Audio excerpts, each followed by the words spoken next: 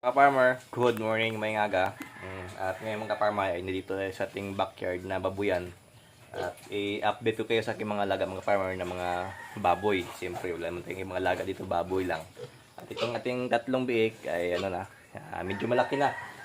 At ngayon ay nasa sila 116 days. At itong ating dalawang dumalaga mga farmer, yan si Mima at saka yung si Nerve. Sa araw na ito ay eksaktong 114 days yung kanilang pagbubuntis. Yan. Kaya medyo sila, tinitipid ko na sila sa kanilang pagkain para hindi sila mahirap ng mga anak. Tapos siyempre monitoring kasi ngayon ay yung pinaka-average nila na araw ng kanilang pagbubuntis yung 114 days. Actually po mga farmer, base po sa mga eksperto sa ating pagsiseminar, yung 114 days po na kanilang pagbubuntis ay posible po yung bababa o tataas. Tinatawag natin plus minus 5 days. Yan. Pwedeng bawa ng 109 at pwede pong tataas ng 119. Ano po ba? Yan.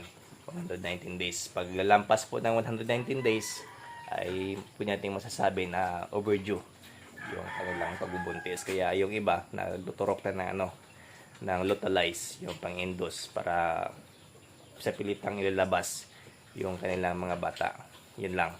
At ngayon, monitor po tayo. At siyempre, diet para hindi pa sila mahirap ang mga anak. Yun lang. Happy farming. Peace.